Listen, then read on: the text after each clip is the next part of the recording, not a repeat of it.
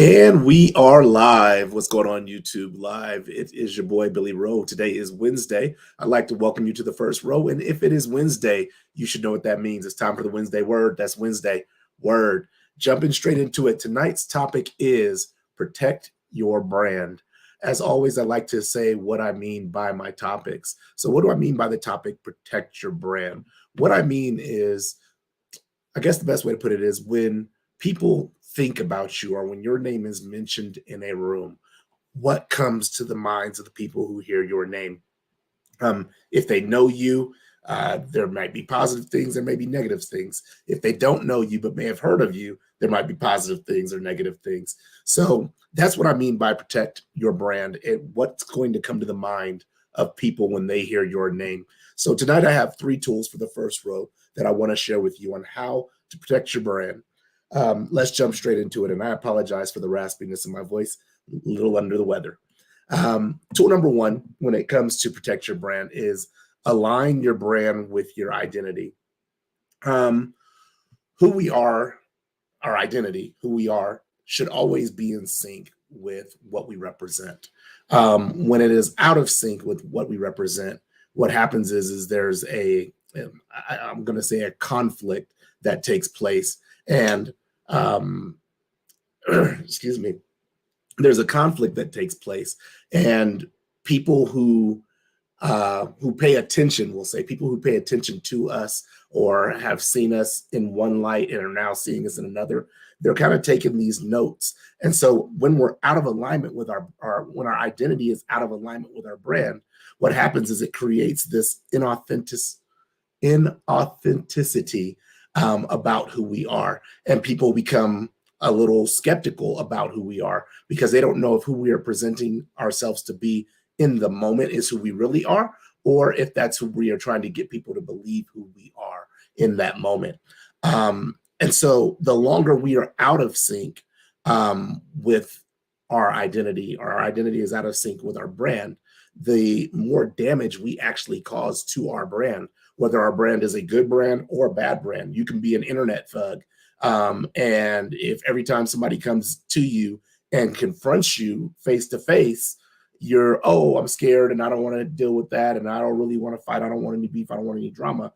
That is damaging your brand of that internet thug that you're trying to present that you are. If you're an inspirational speaker, one of the things that's really important for me as a person who tries to do inspirational content on a weekly basis is that I have to be cognizant of the brand that I want to represent. So there are times in life where I have to kind of not jump into, let's say, a defensive mode or a confrontational mode. And that can be challenging for me because naturally I'm a confrontational person, and not confrontational as far as I look to go out and find fights or things like that. But I'm not the type of person who backs down from a challenge. And so I have to make sure that in the brand that I truly want to have, which is inspirational, especially like when I'm walking around with first row gear on and things like that, that brand is in sync with who I am in that moment and in sync with that identity that I want to have. And so I liken it to when your brand is out of sync, and I keep going like this, that it's out of sync, because to me, this is when things are in sync. But when your brand is out of sync, it's almost like having a flashlight in the forest, but your flashlight doesn't point light directly in front of you. It just kind of goes crooked and then back up. So maybe you can see 10 feet in front of you, but you can't see 1 foot in front of you. And in a dark forest, a crooked light is not going to help you keep from falling and stumbling, because there's a lot of stuff on the ground in a forest.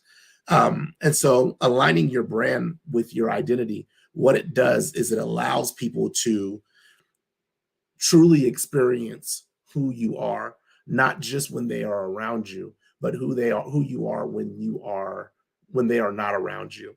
I had a situation, man, I don't even remember. It was maybe over 10, 20 years ago, where somebody had tried to like completely run my name through the mud, just all kinds of things said that were like lies about me. But because of who my identity was, and my brand aligned and was in sync with my identity, when people would hear that, they'd be like, I got to call Billy and ask him if that's what's taking place. And they would call me and I'd be like, what are you talking about? It would be because for them, my brand that which was aligned was that I was a compassionate person, is that I was a pretty fair person, is that I was a loving person, and I tried to do the right thing whenever faced with challenges. I always try to do the right things. That was what they experienced because that was my identity, and that identity was aligned with my brand. My actions showed that that is who I was. So when they hear information that is contrary to what my identity was, excuse me, it immediately sounds an alarm or immediately creates an alert for them to where they're like, yeah, this isn't the Billy that I know. This isn't the Billy Rowe brand. And so they would question it. Now, here's the problem: when you're out of alignment with your identity, or your identity is out of alignment with your brand, um, people kind of give negative people can give negative stories or make up lies about you, and people that know you are kind of on the fence on whether or not they believe that that's something that you can do. And this is why aligning your brand with your identity is super important, especially when it comes to protecting your brand, is because it acts as a defensive mechanism for what people put into the realm of possibilities that you would do as the person that you present to be, as the brand that you present to be. And if there's gaps in that, or if there's turbulence in that, then what happens is people now give other people the opportunity to kind of speak into your brand, and they can speak into your brand and have the ability to kind of put people on the fence about whether or not you are who you say you are. So that's tool number one when it comes to protecting your brand. Align your brand with your identity. Tool number two is don't compromise the standard. Man, this tool is so crucial. It almost was tool number one, but it wasn't tool number one, because first you got to have your brand in alignment. But once your brand is in alignment, it's so important that you don't compromise the standard. It's not about creating unrealistic expectations in regards to other people. It's not about saying, well, you don't meet my standard, you don't meet my expectations for what I want you to be, so therefore I can't interact with you. It has nothing to do with placing expectations on others. It has everything to do with what you want around your brand, what you want to represent your brand. Man, I keep saying years ago, but I think it was maybe like 8 years ago. We were at a nightclub, a couple of friends and I, actually quite a few friends and I, we were on a trip in Vegas at a nightclub.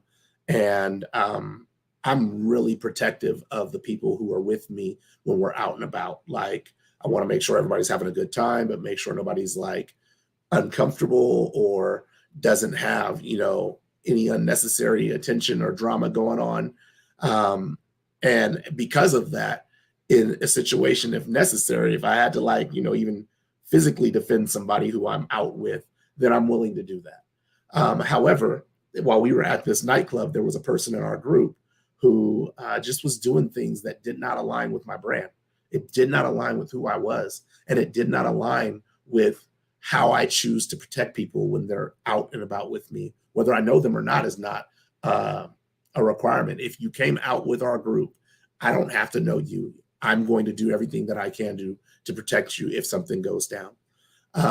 But this person, they were just doing things like just trying to talk to people that weren't interested in talking to them, throwing ice chips into the crowd, just things that were so far off from my brand. And I remember looking at one of my friends in this situation and saying, hey, you know me.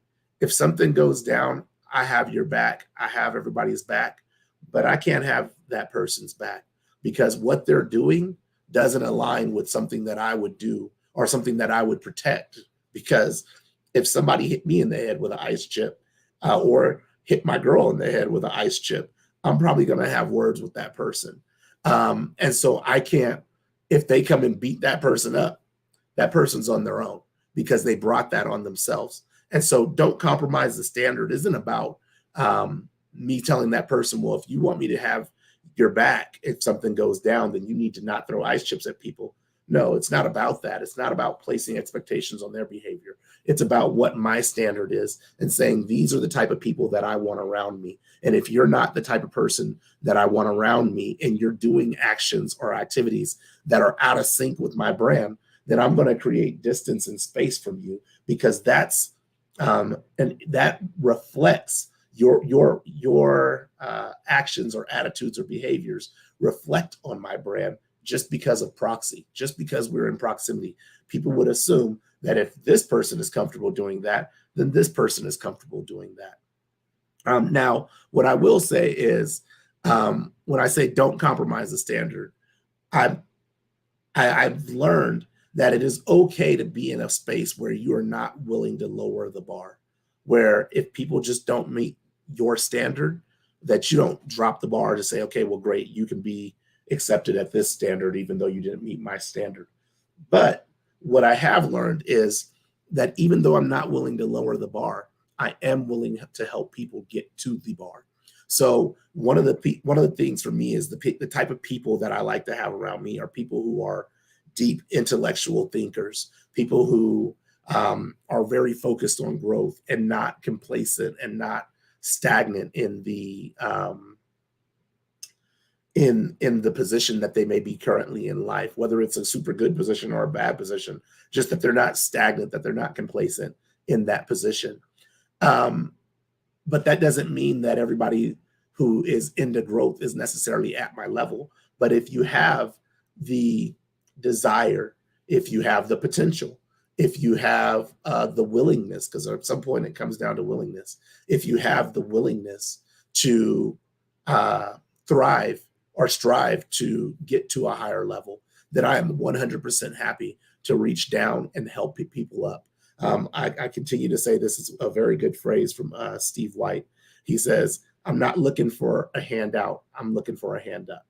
And that is exactly what I'm willing. I'm not willing to give very many handouts, because my experience with those have been that people that you give a handout to, you got to kind of give that with like, I'm just going to give it and then it's going to be gone and I have to accept that. When you're giving a hand up, what you're doing is you're saying, hey, look, I'm going to give you the opportunity to get to this bar. I know you're not there yet, but I can sense and see that you're hungry to get there. So I'm going to extend my hand down to help raise you up.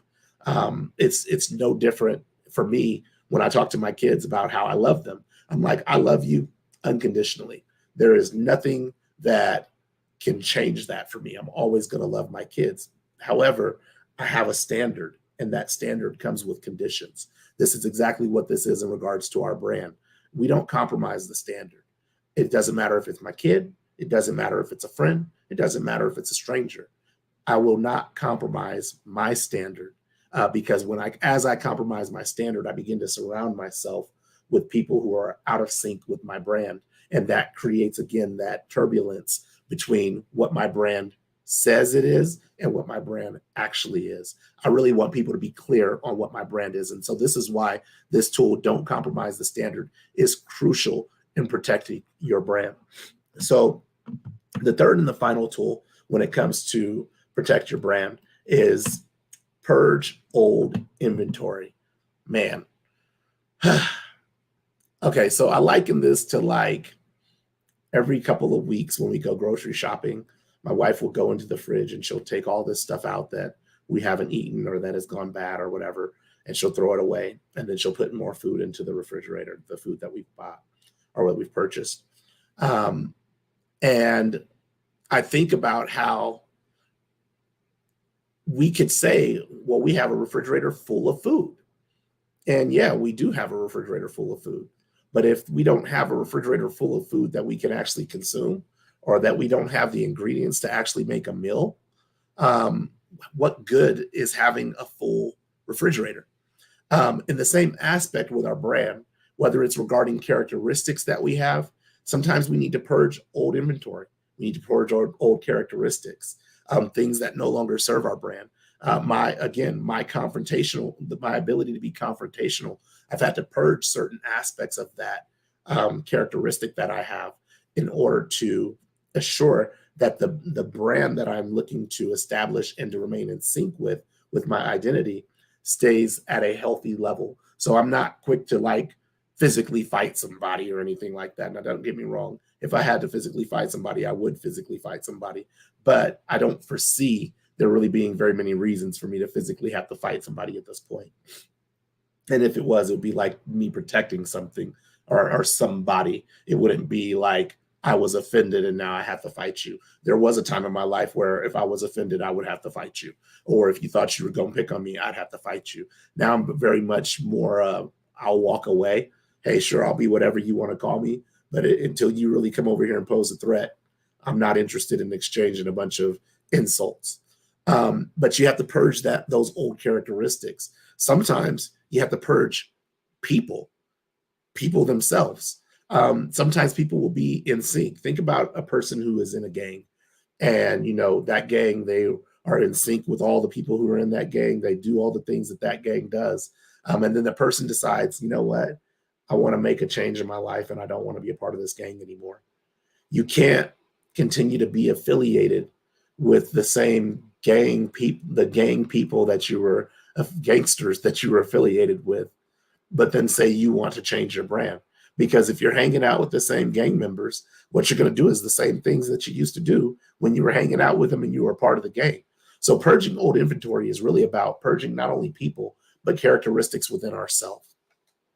Excuse me. And then the overall purge, sometimes when we make a life change, like a significant life change, sometimes we have to purge the entire brand. And there's two reasons why we would purge the entire brand. The first would be that the brand was never something that we wanted in the first place, and we were always out of sync with it, but we tried to act like we were not.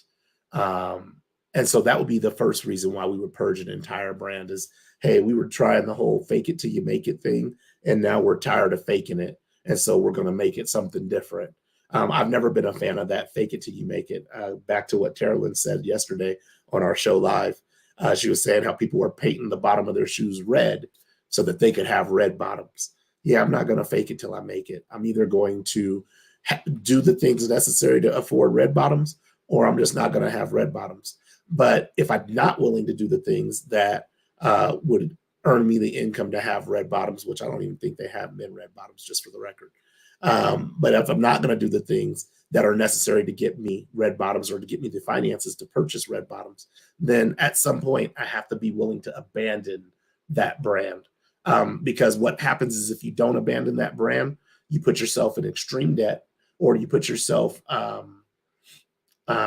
severely behind the ball, or the 8 ball, they call it, behind the 8 ball. You put yourself severely behind the 8 ball because of the fact that you're doing things to try to represent a brand, but the brand is not really you. So you may not have the money. Like it'd be like me saying, oh, well, I travel to all these elaborate places and stay in the best hotels. Nah, man, I Airbnb and I travel and I stay at Holiday Inns.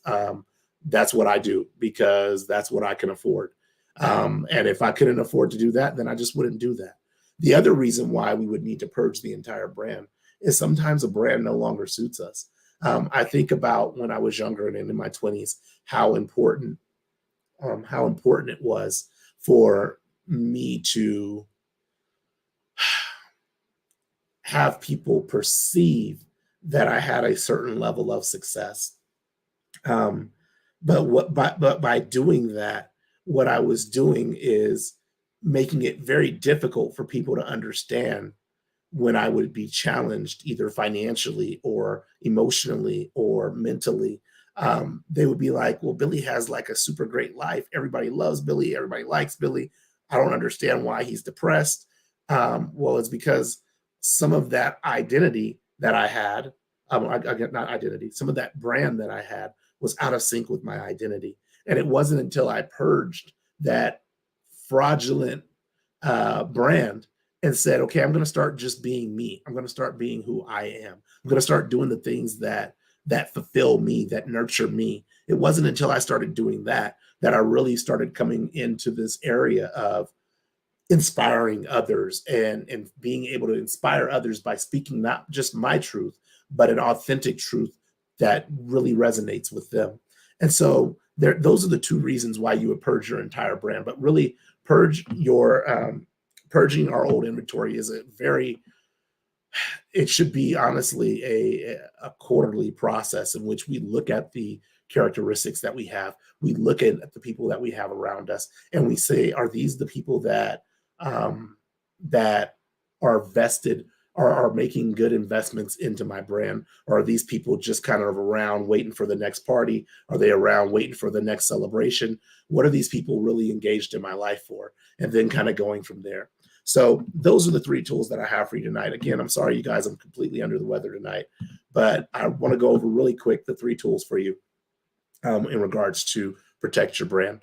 Tool number one is align your brand with your identity. Really, it's about getting in sync. And even when you get out of sync with your brand, realigning as soon as possible so that you don't fall out of sync completely with your brand. Tool number two is don't compromise the standard. Your expectations of yourself create the standard for which you require others to be a part of. I'm sorry, create the standard for which you require others to maintain, to be around you. And then tool number three is purge old inventory. Be willing to purge things that no longer add value to your brand. I cannot stress that enough. Be willing to purge things, people, attitudes, behaviors that no longer add value to your brand. As always with the Wednesday Word, I like to share a personal story, something that got me thinking about this topic. And it was actually interesting. It wasn't a personal experience that had me thinking about this topic this time. It was actually an article that I was reading. And in this article I was reading, it was about a restaurant. It's overseas. I don't know where, but it's a restaurant overseas that the chef of the restaurant had some patrons that came in. They were wealthy patrons. They spent quite a bit of money in the restaurant. And this chef, the front of the house for the chef, she really felt like these patrons were disrespectful. They were rude. They were touchy-feely and inappropriate. And so the chef is like, okay, this is not in alignment with my brand. These are not the type of clients I want. Granted, this was the highest bill his restaurant has ever had, but he was like, the bill is not worth my brand. The money is not worth my brand. And so he sends them an email and he says, I would like to thank you for coming to the restaurant, but your behavior has been brought to my attention. I would like to ask that you never return to my restaurant. Basically, don't come back here. Your business is not wanted here. And he says, I'm going to return your money to you, less 10% because you didn't leave a tip. And I'm going to give that to the front of the house because they endured quite a bit with you being there. And so he sends this email to them. And then he thinks about it. And he says, you know what? I'm not returning any of their money. I'm going to give all of their money to the front of the house. And still don't want them to come back. And what that got me thinking was he had this moment where he knew what his brand was for his restaurant. He cares obviously about his staff. And he knew the type of people that he wanted to enjoy his cuisine. And so when he first said, I'm going to keep 10% to give a tip and give you back 90%, something in him must have said, why am I compromising my brand to make somebody who doesn't align with my brand comfortable? Like, I already told you, I don't want you to come back. So why am I going to give you back 90% of your money when you obviously enjoyed your food because you paid for it? There was no complaint about the food. The complaint was about the patron, not the service or the food. And so it got me to thinking that how we have to stop negotiating what our brand stands for. Our brand is our brand. Not only do we have to protect it, but we have to reach this place where we're not willing to compromise it, where we're willing to say no, where we're willing to say that's not worth the money, where we're willing to say that goes against my character. We have to get to this place where our brand truly is who we are, and who we are truly is our brand. And so I started thinking about this, how in this small article, how this restaurant owner and chef had to just come to this place where he was like, today I'm not compromising the brand. Today I'm not lowering the standard. Today I'm going to stay in alignment with my identity of who I am and the brand of that which my restaurant stands for. And he actually had to purge a characteristic. He had to purge the characteristic of compromising and trying to make somebody who was completely offensive to his staff and to his brand. He had to purge that old mentality of, well, I'm going to give them their money back so that they don't feel bad, or so that they don't write a bad review, or so that all these things went out the window. He was like, you know what? Today the compromise is don't come back to my restaurant. You're not welcome here. And that's how we have to be about our brand when we're protecting our brand, is get to a place where we're not compromising. We're not compromising for other people, but more importantly, we're not compromising ourselves. If we want to be something, if we want to have a brand, then we need to live that brand. If we don't want to live the brand, then choose a different brand. You don't have to keep any brand. Choose a different brand. But the day of compromising our brand, those days are over. Make today be the last day that you compromise your brand. So that's what I have for you guys today. Again, I'm going to continue to apologize that I'm under the weather, but I really hope you guys have enjoyed this Wednesday word. Just to let you know what's coming up soon. This is not even on the Wednesday word, but this is the Grind Defined. Tomorrow, Friday at 7 p.m. Eastern Standard Time, you can get the Grind Defined. If you go to thegrinddefined.com, you can catch Carolyn Michelle's podcast.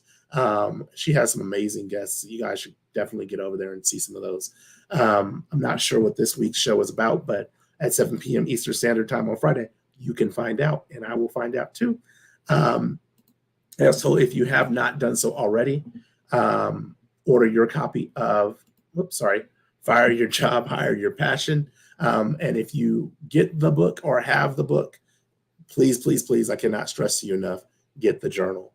It is just a wonderful thing to go through the exercises, to be able to document and really have a lot of the work in the book laid out for you to just jump straight into. But you can get that at firstrow.com. And then the next time you will see me live on the First Row will be on Tuesday, May 24th, and that's at 4 p.m. Pacific Standard Time, 7 p.m. Eastern Standard Time for Carolyn Michelle and Billy Rowe live. Hopefully I will feel better by then. And then to be determined for next week's Wednesday word, you'll see us on Wednesday at 6:30 p.m. Pacific Standard, 9:30 p.m. Eastern Standard Time. Other than that, thank you guys so much for tuning in live today. I greatly appreciate you guys rocking with me. I appreciate your patience for dealing with my lack of voice and sometimes lack of clarity in my thought. But until the next time, if you like this video, share it. If you share it and like it, I'm always happy to engage with you in the live chat. If you're watching in the live chat, and I'm happy to engage with you in the comments for the first 7 days that the content is up. After that, we move on to the next content. So until the next time, one love, peace, and God bless. Thanks for sitting on the first.